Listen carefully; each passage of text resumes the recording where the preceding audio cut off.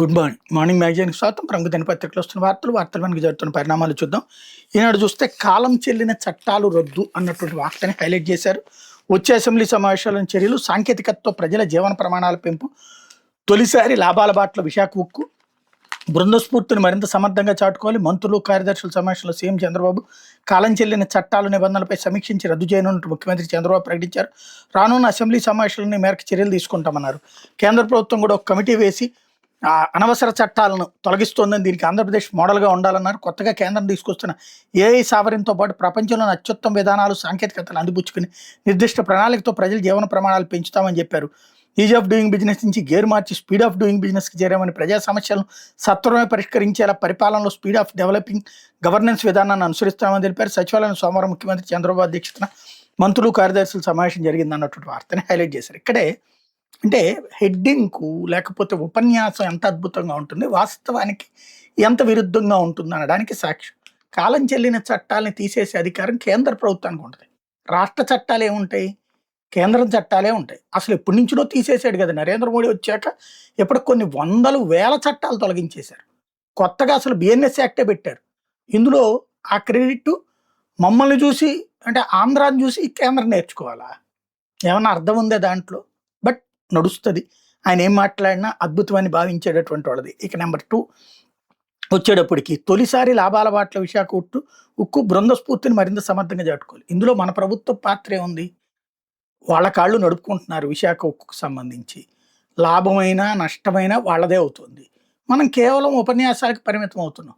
ఏం చేయగలిగింది కేంద్ర ప్రభుత్వం చేస్తుంది. అది దాంట్లో రాష్ట్ర ప్రభుత్వ పాత్ర ఏమన్నా అంటే, ఇదివరకు జగన్ తిట్టేవాళ్ళు, ఆ తర్వాత బాబుని తిట్టడం మిగించేశారు. ఇద్దరు కూడా ఒకళ్ళనొకళ్ళు తిట్టు. అసలు దానికి వీళ్ళకేం సంబంధం లేదు. అది కేంద్రానికి సంబంధించినటువంటి ప్రాజెక్ట్ నడుస్తూ ఉంటే మనకి ఆంధ్రప్రదేశ్లో ఇంకొకటి ఏంటి, స్పీడ్ ఆఫ్ డూయింగ్ బిజినెస్.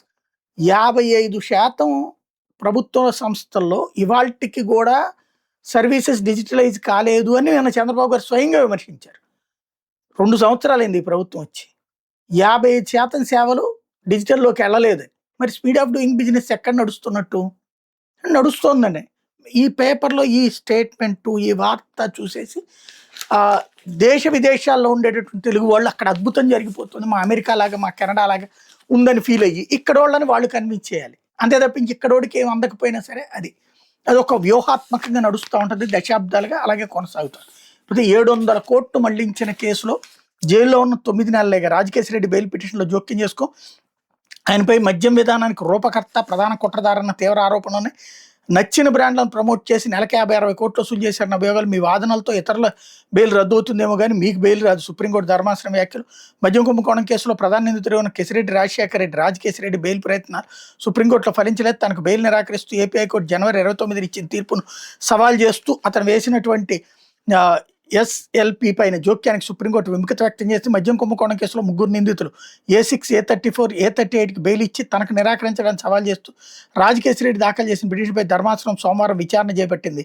ఈ కేసులో మీరే ప్రధాన కుట్రదారు, మద్యం పాలసీ రూపకర్త, అనుకూలమైన బ్రాండ్లను ప్రోత్సహించి ప్రతి నెల 50-60 కోట్ల ముడుపులు వసూలు చేసినట్టు దర్యాప్తు తర్వాత మీపై ఖచ్చితమైన ఆరోపణలు ఉన్నాయి. అందువల్ల ప్రస్తుత పరిస్థితుల్లో మేము ఇందులో జోక్యం చేసుకో, కొందరు ముఖ్యమైన సాక్షులు విచారణ తర్వాత వెలుగులోకి వచ్చిన అంశాలు మీ మీద ఉన్న నేరారోపణతో ముడిపడి ఉన్నాయని ప్రధాన న్యాయమూర్తి జస్టిస్ సూర్యకాంత్ పేర్కొన్నారన్నటువంటి వార్తని హైలైట్ చేశారు. ఇకపోతే అది నెయ్యి కాదు, రసాయనాలమయం. 57.56 లక్షల కిలోల పామాయిల్, పామ్ కెర్నల్ ఆయిల్, 8.3 లక్షల కిలోల మోనోగ్లిజరైడ్స్, ఇతర రసాయనాలు కొన్న బోలేబాబా డైరీ. వీటి మిశ్రమాన్ని నెయ్యి పేరిట తిరుమల తిరుపతి దేవస్థానం సరఫరా, తిరుపతిలోని వినాయక ఏజెన్సీ, సుమతి ట్రేడర్స్ ద్వారా రాష్ట్రంలోని ఇతర దేవాలయాలకు పంపిణీ. సిద్ధ దర్యాప్తులో గుట్టురట్టు. వైకాపాయంలో తిరుమల లక్షల కిలోల కల్తీ నెయ్యి సరఫరా చేసిన ముఠా దాని తయారీ కోసం ఏకంగా 57.56 లక్షల కిలోల పామాయిల్, పామ్ కెర్నల్ ఆయిల్, 8.3 లక్షల కిలోల మోనోగ్లిజరైడ్స్, ఎపిటిక్ యాసిడ్, లబ్సా తదితర రసాయనాలు కొనుగోలు చేసి వీటన్నింటిని వినియోగించి 68.17 లక్షల కిలోల నెయ్యి లాంటి రసాయనిక మిశ్రమాన్ని తయారు చేసింది. అందులో 59.71 లక్షల కిలోల నెయ్యి పేరిట బోలేబాబా, వైష్ణవి డైరీ, మాల్గంగా, ఏఆర్ డైరీల ద్వారా తిరుమల తిరుపతి దేవస్థానం సరఫరా చేసి 234 కోట్లు కొల్లగొట్టింది. ఈ రసాయన మిశ్రమంతోనే అత్యంత పవిత్రమైన శ్రీవారి లడ్డు ప్రసాదం అప్పట్లో తయారు చేశారన్నటువంటి వార్తని హైలైట్ చేశారు. ఖచ్చితంగా ఆ దుర్మార్గులందరినీ శిక్షించండి, జైల్లో వేయండి. కానీ ఇక్కడ అసలు పాయింట్ ఏంటి, జంతు కొవ్వు, జంతు చర్మాలు, జంతువులకు సంబంధించినటువంటి నెయ్యి అన్నారు. అది పోయింది. ఇప్పుడు రసాయనాలు అది జాగ్రత్తగా డౌన్ ప్లే చేస్తున్నారు. మంచిది, ఆ విధంగానన్నా ఇదివరకు ప్రజల మనోభావాలు అక్కడ బాగా దెబ్బతిన్నాయి. ఇప్పుడు ఈ కల్తీకి సంబంధించి యాక్షన్ తీసుకోమనే చెప్తున్నారు. ఆల్రెడీ అధికారులు జైలుకెళ్లారు, వీళ్ళు జైలుకెళ్లారు, బెయిల్ మీద వచ్చారు. దానికి ఎలాంటి మొహమాటం లేదు.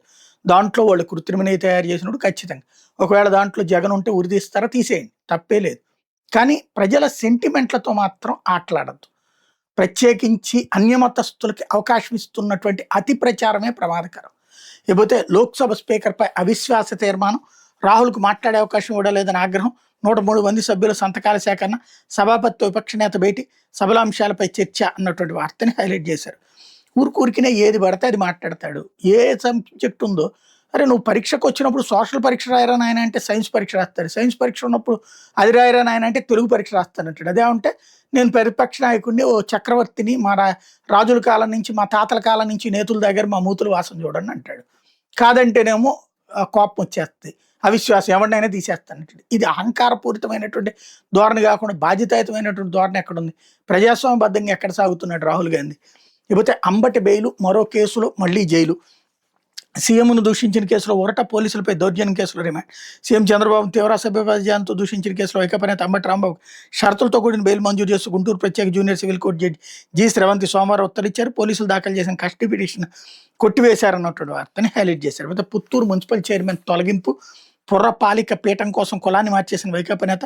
పుత్తూరు మున్సిపల్ చైర్మన్ వైకాపా నేత అనంగి హరిని పదవి నుండి తొలగిస్తూ పురపాలక శాఖ ముఖ్య కార్యదర్శి సురేష్ కుమార్ సోమవారం ఉత్తర్వులు జారీ చేశారు. హరి గతంలో క్రైస్తవ మతంలోకి మారి బీసీసీ కులద్రోవ పత్రం పొందారు.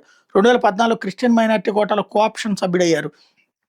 2019 ఎన్నికల తర్వాత వైకాపాలో చేరారు. 2020లో ఎస్సీ కుల ధృవీకరణ పత్రం తీసుకున్నారు. 2021 మున్సిపల్ ఎన్నికల్లో పుత్తూరు పురపాలిక పీఠం ఎస్సీలకు రిజర్వ్ అయింది. దీంతో ఆయన ధృవపత్రం ఆధారంగా తాను ఎస్సీని అని పేర్కొన్న ఎన్నికల్లో పోటీ చైర్మన్ అయ్యారన్నటువంటి వార్తని హైలైట్ చేశారు. ఇకపోతే కొత్త రంగు అద్దుకున్న కారం అంటూ రాష్ట్రంలో సాగవుతున్న ఉత్తరాఖండ్ రకం మిరపలో బ్యాడిగా పసుపు రకాలకు డిమాండ్. కారం అంటే మనకు తెలిసింది ఎర్రగా ఘాటుగా ఉండేది. పసుపు కారం గురించి ఉన్నారు. ఉత్తర భారతదేశంలో పండించే రకం మిరప ఇప్పుడు ఏపీ తెలంగాణలో సాగవుతుంది. మార్కెట్లో క్వింటాల్ గరిష్టంగా 42,000 వరకు దక్కింది. ఇటీవల ధర తగ్గింది, 35,000 లోపే లభిస్తుంది. మరోవైపు బ్యాడిగా బైదగి రకం మిరప క్వింటాలకు 50,000 నుంచి 80,000 వరకు పలుకుతుంది. దేశంలో భౌగోళికంగా గుర్తింపు పొందిన మిరప రకాలు గుంటూరు సన్నం, కోలా గోవాది, హర్మాల్ గోవా, బైదగి కర్ణాటక, ఎడయూరు మొలకు కేరళ, భివాపూర్ మహారాష్ట్ర, మిజోరాం, రామంతపురం మండు తమిళనాడు, వరంగల్ చపాట తెలంగాణ. ఎర్రటి రంగు, కాసింత కారం, కాసింత తీపి. నక్షత్ర హోటళ్లకు వెళ్తే వెజ్ నాన్ వెజ్ వంటకాలు ఎర్ర కనిపిస్తున్నాయి, కానీ కారం తక్కువగా ఉంటాయి. వీటిలో ఉపయోగించేది బ్యాడిగ మిరప. అధిక రంగు, తక్కువ ఘాటు, కాసింత తీపిగా ఉంటుంది. దీని ప్రత్యేకత కర్ణాటకలోని బ్యాడిగ ప్రాంతంలో ఈ రకం మిరప సాగు అధికం, అందుకే ఆ పేరు వచ్చింది అన్నటువంటి వార్తను హైలైట్ చేశారు. కెనడాలో దుండగుల కాల్పులు, బెంగళూరు టెకీ మృతి. కెనడాలోని టొరంటోలో శనివారం దుండగులు జరిగిన కాల్పుల్లో బెంగళూరుకు చెందిన టెకీ చందన్ కుమార్ మృతి చెందారు. ఈ మేరకు అక్కడ పోలీసులు ఆదివారం సాయంత్రం కుటుంబ సభ్యులకు సమాచారం ఇచ్చారు. కర్ణాటకలోని బెంగళూరు గ్రామీణ జిల్లా త్యామగొండ్ల గ్రామానికి చెందిన విశ్రాంత ఉపాధ్యాయుడు నందన్ కుమార్ ఏకైక కుమారుడు చందన్ కుమార్ 7 ఏళ్లుగా కెనడాలో సాఫ్ట్వేర్ ఇంజనీర్గా పనిచేస్తున్నాడు. శనివారం మధ్యాహ్నం 3:31 గంటలకు టొరంటో పరిధిలో షాపింగ్ సెంటర్లో కాల్పులు జరిపిన టొరంటో పోలీస్ సర్వీస్ సిబ్బందికి ఫోన్ కాల్ వచ్చింది. వాళ్ళు అక్కడికి వెళ్ళేసరికి వాహనంలో శరీరం అంతా బుల్లెట్ గాయాలతో చంద్ర కుమార్ కనిపించారు. వెంటనే ఆసుపత్రికి తరలించిన అప్పటికే మరణించారు. దుండగులు ముందుగా అనుకున్న కుట్రలో భాగంగానే హత్య చేసినట్టు పోలీసులు అనుమానిస్తున్నారు. ఇప్పటికైతే కాల్పులకు కారణాలు తెలియలేదని ప్రకటించారు. టొరంటోలో ఏడాది జరిగిన 3వ హత్య అన్నటువంటి వార్త హైలైట్ చేశారు. లేకపోతే తల్లికి నిప్పంటించిన కొడుకు అన్నటువంటి వార్తని హైలైట్ చేశారు. ఏదైతే వృద్ధాప్యంలో తల్లిని చూసుకోవాల్సిన కొడుకే ఆమెకు పెట్రోల్ పోసి నిప్పంటించారు. ఈ దారుణ ఘటన వైఎస్ఆర్ కడప జిల్లా ఎర్రగొంట్ల మండలంలో చోటు చేసుకుంది. పోట్టదుర్తికి చెందిన బాప సుందరమ్మ అబ్రహాం దంపతుల కుమారుడు జాకోబ్, ఈయనకు భార్య, కుమార్తె, 3 కుమారులు ఉన్నారు. గ్రామంలో ఇంటి నిర్మాణానికి తన కుమార్తె లత దగ్గర జాకోబ్ 18 లక్షలు అప్పు చేసేటి విషయమై కుమార్తె ఆయన తరచూ గొడవ పడుతుండేవాడు. ఈ నేపథ్యంలో మరూరారికి ఇవ్వాల్సిన డబ్బును చెల్లించాలని కుమారుడు జాకోబ్ను సుందరమ్మ సూచించారు. దీంతో ఆగ్రహించిన అతడు ఆదివారం ఆమె మీద పెట్రోల్ పోసి నిప్పంటించాడు. తీవ్రంగా గాయపడిన సుందరమ్మను కడప రిమ్స్కి తరలించి చికిత్స అదే రోజు రాత్రి మృతి చెందారు. పోలీసులు కేసు దర్యాప్తు చేస్తున్నటువంటి వార్తని హైలైట్ చేశారు. లేకపోతే సాక్షి వచ్చేటప్పటికి మరింత ఎత్తుకు ఆల్మట్టి, నాడు నేడు బాబు మౌనమే. ఏపీ ఆయకట్టు ఎడారి 87,818 కోట్ల భూసేకరణ, పునరావాస కల్పన. Karnataka green signal. డ్యామ్ ఎత్తు 519.6 నుంచి 524.256 మీటర్లకు పెంపు పనులు వేగవంతం. 129.72 నుంచి ఏకంగా 279.72 టీఎంసీలకు పెరగనున్న నిల్వ సామర్థ్యం. యూకేపీ 3 కింద అదనంగా 173 టీఎంసీలు వాడుకుని 5.5 లక్షల హెక్టార్లకు నీళ్లు, ఇప్పటికే 1.13 లక్షల హెక్టార్లు జలాలను పారించిన కర్ణాటక సుప్రీంలో సవాల్ చేస్తూ ఎస్ఎల్పీలు దాఖలు చేసిన మహారాష్ట్ర, తెలంగాణ. ఏపీ హక్కులను హరిస్తున్నా పట్టించుకొని చంద్రబాబు సర్కార్ కృష్ణాలో ఉమ్మడి రాష్ట్రానికి కేటాయించబడిన 811 టీఎంసీలు నికర జలాల్లో ఎగువ నుంచి రావాల్సిన ప్రవాహం 442 టీఎంసీలు. ఆల్మట్టి ఎత్తు పెంచితే ఆ ప్రవాహం రాదు అంటున్న సాగునీటి రంగ నిపుణులు. కృష్ణా జనాలపై ఆధారపడ్డ ఆయకట్టు ఎడారేనంటూ మన రైతుల ఆందోళన. ఆల్మట్టి ఎత్తు పెంపై 2014 అక్టోబర్లో డిపిఆర్ కర్ణాటక టెండర్ నోటిఫికేషన్ నాడు అభ్యంతరం చెప్పకుండా డిపిఆర్ తయారీకి పచ్చజెండా ఊపించి చంద్రబాబు. ఆ డిపిఆర్ ఆధారంగా ఇప్పుడు ఆల్మట్టి ఎత్తు పెంపు పనులు చేపట్టిన కర్ణాటక 1996 వరకు ఆల్మట్టి ఆనకట్టే నిల్వ సామర్థ్యం 17.82 టీఎంసీలే.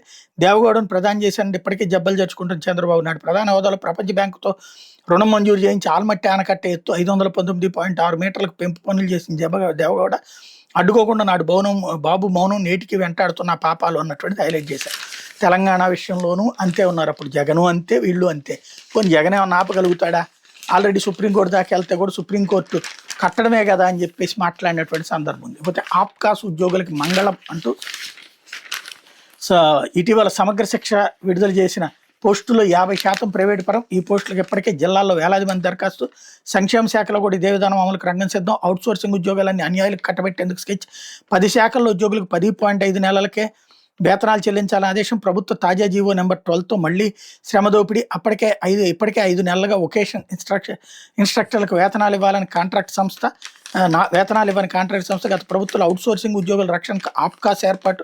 1,00,000 మందికి పైగా చిరుద్యోగులకు ఏజెన్సీల దోపిడీ నుంచి ప్రభుత్వ పరంగా రక్షణ. జీవో 12తో పాటు బాబు గత పాలన గుర్తు తెచ్చుకుని కాంట్రాక్ట్ ఉద్యోగుల ఆందోళన అన్నటువంటి వార్తని హైలైట్ చేశారు.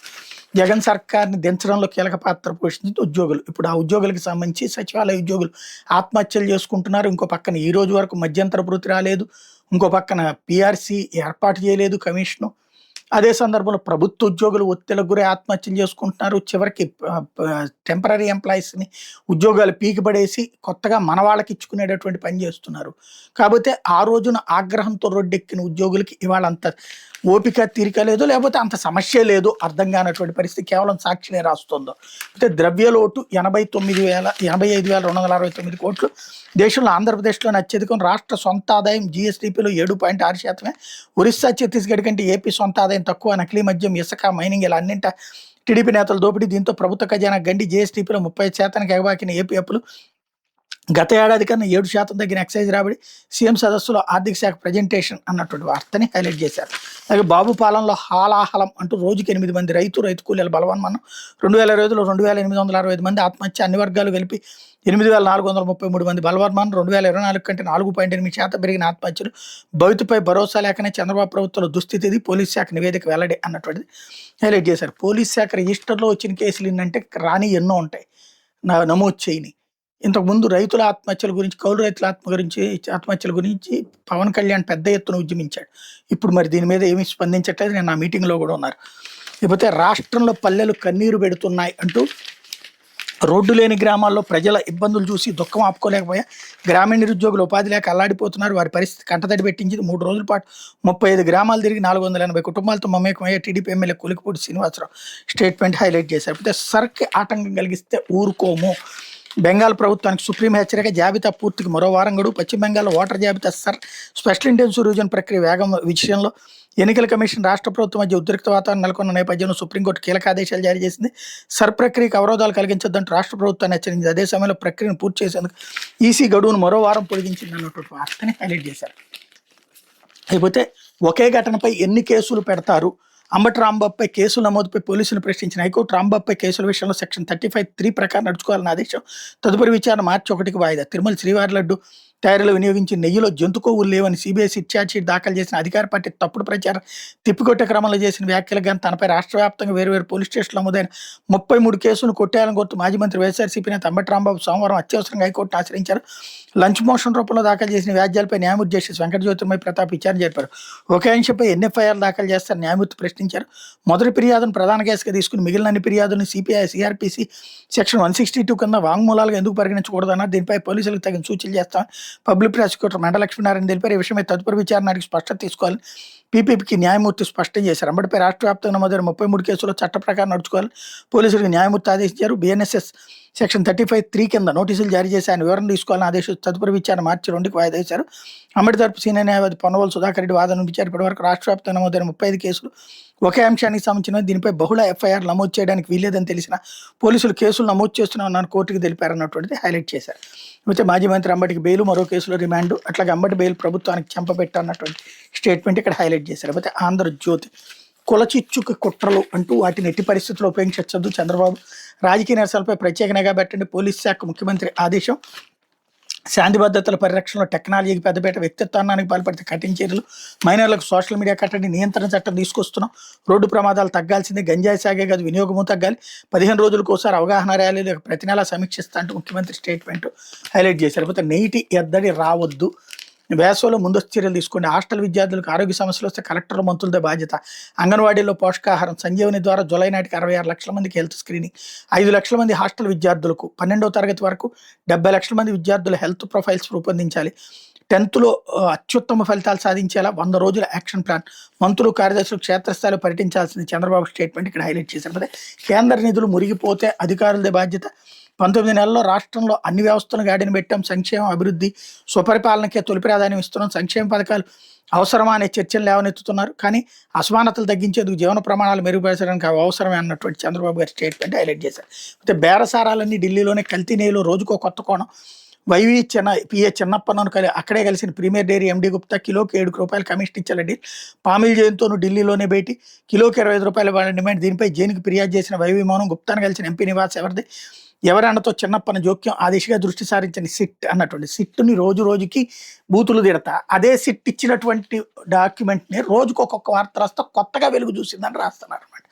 వీళ్ళు ఓవరాల్గా ఒకప్పుడు జగన్ మీద, ఒకప్పుడు NTR మీద ఎలా అయితే సిరీస్ ఆఫ్ స్టోరీలు రాశారు, ఇంతకుముందు 14.5 లక్షల కోట్ల రూపాయలు అప్పంటూ ఎలా అయితే సిరీస్ ఆఫ్ స్టోరీస్ రాసి ఆ తర్వాత అది అబద్ధమైనా సరే ఇప్పటికి కూడా నిజమని చెప్పి నమ్మించేటట్టు ఎట్లా చేస్తారో ఇప్పుడు అలాగే జరుగుతుంది అనమాట. ఇప్పుడు జైల్లో ఉన్నది 10 నెలలే గంటూ రాజకేశ్వర రెడ్డికి సంబంధించి సుప్రీంకోర్టులో మాటల్ని ఇక్కడ హైలైట్ చేసిపోతే, యూరోప్లో ఎప్స్టీన్ ప్రకంపనలు, పలు దేశాల మంత్రుల ఉన్నత స్థాయి అధికారులు రాజీనామా, ఎప్స్టీన్ ఫైల్స్ ప్రకంపనలు, అమెరికా అందటి పలు యూరోప్ దేశాల రాజకీయ దౌత్య వర్గాలతో పాటు UK రాజకుటుంబం పైన తీవ్ర ప్రభావం చూపుతూనే బ్రిటన్లో సాక్షాత్తు ప్రధానమంత్రి పీఠమే కదులుతుండగా నార్వే, స్వీడన్, స్లోవేకియా, ఫ్రాన్స్ వంటి దాదాపు 10 దేశాలు ఈ ఫైల్స్ కారణంగా పలువురు మంత్రులు, ఉన్నత స్థాయి అధికారులు తమ పదవులకు రాజీనామా చేశారు. అమెరికాలో బ్రిటన్ మాజీ రాయబారి పీటర్ మాండెల్సన్కి ఎప్స్టీన్తో సంబంధాలు బట్టబయలైన నేపథ్యంలో బ్రిటన్ ప్రధాని కీర్ స్టార్మర్ తీవ్ర ఇబ్బందులు ఎదుర్కొన్నారు. మాండెల్సన్ గురించి తెలిసి కూడా 2024 ఆయన బ్రిటన్ అత్యున్నత దౌత్య పదవిలో నియమించడానికి రాజకీయ నాయకులు తప్పుపడుతున్నారు. మాండెల్సన్కి ఎప్స్టీన్తో ఉన్న స్నేహం గురించి ఈమెయిల్స్ ద్వారా వెళ్లడంతో గత సెప్టెంబర్లో స్టార్మర్ ఆయన పదవి నుంచి తప్పించారు. 15 ఏళ్ల క్రితం మాండెల్సన్ బ్రిటన్ ప్రభుత్వానికి సంబంధించిన కీలకమైన సమాచారాన్ని